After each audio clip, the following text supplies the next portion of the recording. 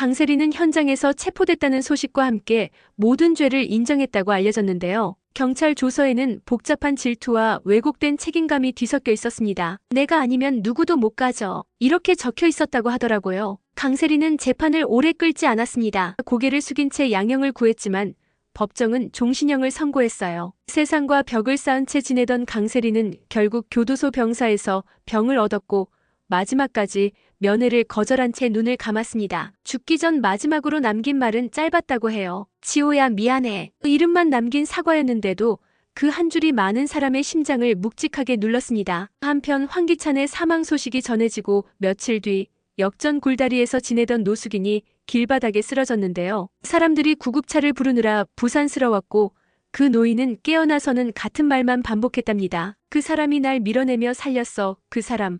이름이 그 뒤로 그 노인은 급격히 기억을 잃어버렸고 결국 요양시설로 옮겨졌어요. 사람들은 그를 증인이라고 불렀는데 정작 무슨 증언을 하려 했는지는 아무도 끝내 듣지 못했습니다. 어쩌면 황기찬이 마지막까지 지키고 싶었던 게 그 노숙인이었을지도 모른다는 추측만 남았지요. 황나라는 오빠 황기만과 붙어 지내기 시작했습니다. 두 사람은 서툴지만 서로에게 의지했는데요. 상주를 맡은 건 황기만이었지만 조문객들에게 넙죽넙죽 머리 숙이며 인사하는 건 늘 황나라였어요. 오빠 나도 할 수 있어. 황나라는 흔들렸지만 무너지진 않았습니다. 반대로 강재인은 텅 빈 마음의 바닥을 오래 바라봤습니다. 그 바닥엔 분노도 원망도 심지어 눈물도 다 빠져나가 버리고 그저 공기만 맴돌았어요. 이제 무엇을 해야 하지? 강재인은 스스로에게 매일 물었습니다. 답은 나오지 않았고 그래서 더 허무했지요. 그때 김도윤이 조심스럽게 다가왔습니다. 김도윤은 말이 많은 사람이 아니었는데요.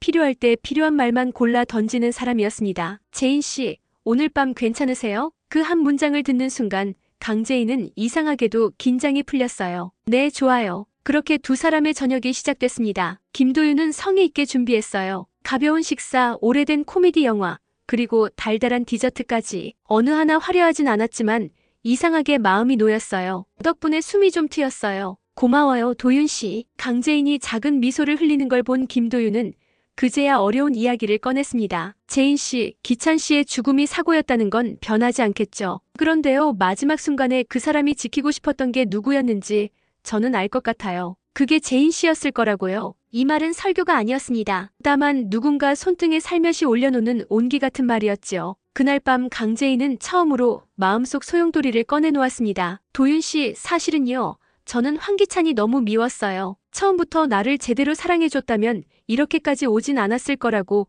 매일 속으로 외쳤거든요. 그런데 마지막 장면이 자꾸 떠오르네요. 왜 하필 그때였을까요? 왜 끝에서야? 울음이 터졌고 한동안 말이 이어지지 않았습니다. 은우 이후에는 제게 누군가 죽는 일은 더 이상 없어야 했는데요. 제가 그 마음을 놓지 못했어요. 그 고백은 무너지기 위한 말이 아니라 다시 세우기 위한 말이었습니다. 김도윤은 그 모든 울음을 조용히 받아냈습니다. 괜찮습니다. 지금 이렇게 말하셨으니까 이제 시작이에요. 그날 이후 강재인은 매일 조금씩 자신을 회복했습니다. 혼자 버텨내던 시간을 지나 가족에게 기대는 법을 배웠고 회사에서는 무너진 의사결정을 하나씩 바로잡기 시작했지요. 정호성은 회의 때마다 직설을 아끼지 않았습니다. 강재인 대표 임시체제 오래 끌면 팀이 산만해집니다. 의사결정 라인을 단순화해야 해요. 강미라는 백오피스를 다잡았습니다. 문서 하나도 기준 없이 나가지 않도록 하죠. 제인아, 서명은 내가 마지막까지 검토할게. 강승우는 현장을 뛰며 사람들을 붙잡아 두었습니다. 여기 이번 분기까지만 붙들고 가봅시다. 분위기 바뀌고 있어요. 최자영은 그림자처럼 뒤에서 안내자를 자처했습니다. 제인아, 내가 하려고 했던 방향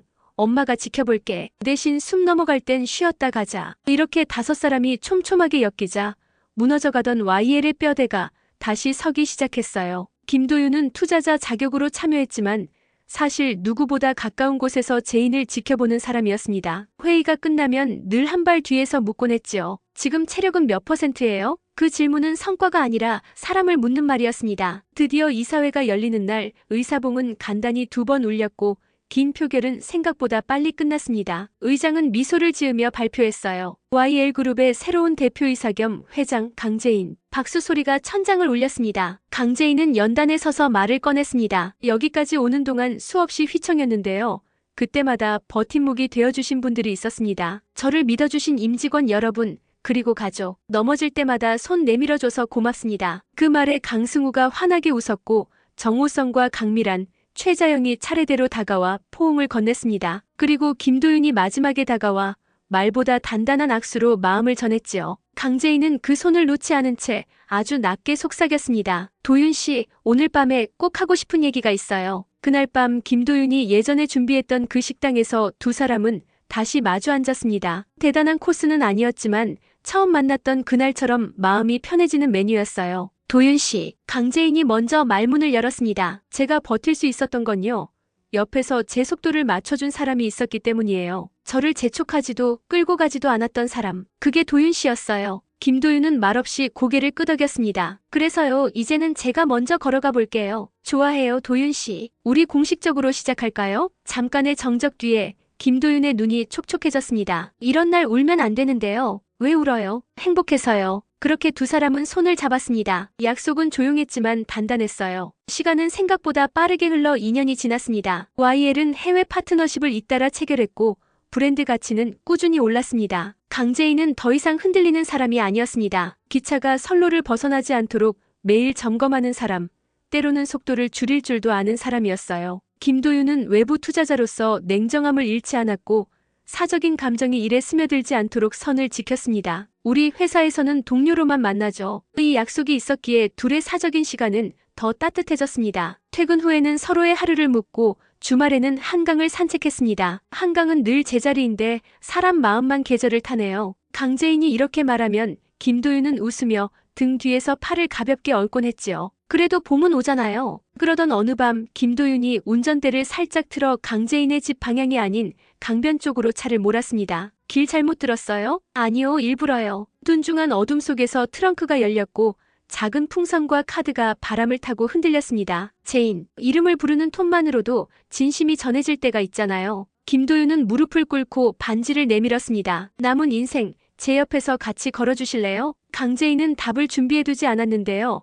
대신 눈물이 먼저 대답해버렸습니다. 네. 반지보다 먼저 서로의 손이 맞물렸고 두 사람은 한동안 아무 말 없이 서 있었습니다. 그날 이후로 모든 게 단정하게 이어졌습니다. 결혼 준비는 의외로 빠르게 끝났고 식장에는 오랜 인연들이 찾아왔지요. 신부 대기실 문이 살짝 열리더니 태호가 들어섰습니다. 결혼 축하해, 제인. 태호의 얼굴에는 죄책감도 미련도 없었습니다. 대신 오래 걸어온 사람이 간신히 도착지에 닿았을 때의 후련함 같은 게 비쳤어요. 미국에선 잘 지냈어요? 응. 지호는 부모님께 맡겼어. 오늘은 꼭 와야 할 것 같아서. 축하해줘서 고마워요, 태호. 둘은 길고 복잡했던 과거를 길게 말하지 않았습니다. 이미 지나가 버린 일들은 더 이상 그들을 붙잡지 못했거든요. 곧이어 황나라와 황기만이 팔짱을 끼고 들어왔습니다. 형부 아니, 매형이 맞나? 어쨌든 새언니 축하해요. 황나라는 씩 웃었고 황기만은 어색하게 손을 흔들었습니다. 행복하세요. 진심으로요. 조금 뒤에는 최자영이 눈가를 훔치며 다가왔습니다. 제인아, 이제 엄마 걱정 말고 내 인생 살아. 아빠도 하늘에서 보고 계실 거야. 그 말에 강재인은 고개를 끄덕였어요. 빈 의자 하나가 마음을 건드렸지만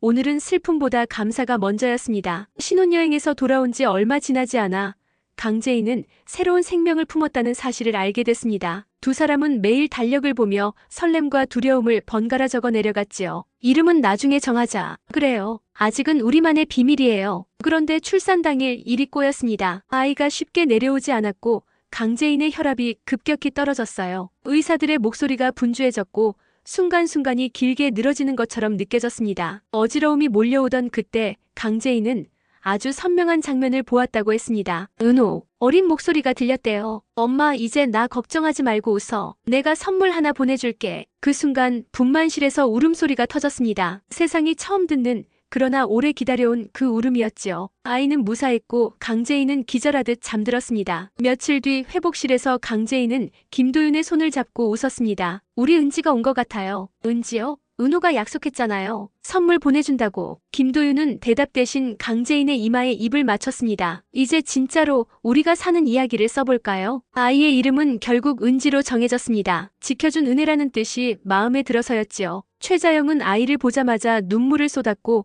강승우는 외삼촌 역할을 진지하게 받아들였어요. 정호성은 출산 축하보다 육아휴직 제도 개선안을 먼저 건넸고 강미라는 산후조리 일정표를 엑셀로 만들어 왔습니다. 황나라는 분유를 사왔다가 결국 아기를 안고 서너 시간을 웃기만 했지요. 제인 언니, 이 작은 손에 우리가 다 붙잡히네요. 그렇게 모든 게 안정되는 듯 했지만 삶은 늘 한 장의 빈칸을 남겨둡니다. 노숙인으로 요양원에 있던 그 증인이 어느 날 예기치 않게 조금씩 기억을 되찾기 시작한 거예요. 찾아가 보니 그는 낯익은 얼굴을 더듬으며 말했습니다. 그날 그 사람이 날 밀었어. 나 대신 살아. 그러고는 뒤로 물러섰지. 그리고 차가 그의 목소리가 떨렸습니다. 이름이 기찬. 그래, 황기찬. 그 말은 누구에게 면죄부를 주기 위한 것도 누군가를 다시 벌주기 위한 것도 아니었습니다. 다만 진실의 빈칸을 채우는 마지막 연필선 같은 말이었어요. 강재인은 오랫동안 그 말을 가슴에 담아두었습니다. 용서와 망각은 다르다는 걸 이제 알고 있었거든요. 용서는 기억을 지우는 게 아니라 기억을 껴안는 일이라는 것도요. 시간이 더 흘렀고 강재인은 회사에서 새로운 정책을 내놨습니다. 우리 실수를 인정하는 문화부터 만들자고요. 사람들은 고개를 끄덕였습니다. 실패를 숨기는 회사가 아니라 실패를 자산으로 바꾸는 회사를 만들자는 제안이었지요. 그 철학은 현장으로 빠르게 번졌고 YL은 더 튼튼해졌습니다. 김도윤은 바깥에서, 강재인은 안쪽에서 각자의 자리에서 버팀목이 되었어요. 아이인 은지는 점점 자라면서 집안의 공기를 환하게 만들었습니다. 밤중 수유로 두 사람이 비틀거리던 날도 있었지만 그마저도 나중에는 웃으며 떠올릴 추억이 되었지요. 도윤 씨, 우리 예전엔 이렇게까지 웃는 사람이었나? 아니요. 우리 새로 배운 거죠. 어느 일요일 오후 강재인은 아버지 강규철의 유품이 담긴 상자를 정리했습니다. 오래된 서류와 만년필, 낡은 사진 몇 장이 들어있었는데요. 사진 한 장에서 강규철은 환하게 웃고 있었고 옆에는 아직 어렸던 강재인이 서 있더라고요. 아빠, 저 이제 행복을 미루지 않으려고요. 강재인은 사진을 바라보며 조용히 말했습니다. 그 말은 다짐과 고백이 섞인 문장이었고 스스로에게 보내는 약속이기도 했습니다. 가끔은 여전히 무섭지만 이제는 돌아갈 자리를 알아요. 가족 그리고 제가 선택한 사람들. 그녀가 상자를 덮는 소리는 아주 작았지만 하나의 긴장을 마치는 소리로 들렸습니다. 이야기의 초반에 우리가 던졌던 질문을 다시 꺼내봅니다. 그날 왜 하필 그 순간이었을까? 아마 정답은 이럴 거예요. 끝이라고 믿었던 자리에 어떤 사람들은 자신의 마지막 온기를 남겨두고 떠나고 또 어떤 사람들은 그 온기를 받들어 다음 장을 계속 써내려간다고요. 강세리의 마지막 말은 뒤늦은 사과였지만 그 사과 때문에 누군가가 달라지진 않았습니다. 달라지게 만든 건 고통을 핑계로 더 깊은 어둠에 머물지 않겠다는 각자의 선택이었거든요. 황기찬이 남긴 빈자리도 마찬가지였습니다. 그의 마지막 행동이 모든 상처를 치유해주진 않았지만 적어도 누군가에게 나는 너를 지키고 싶었다라는 메시지를 남겨주었고 그 메시지는 강재인의 마음에서 아주 오랫동안 작은 등불처럼 타올랐습니다. 그래서 이 이야기는 비극으로 시작했지만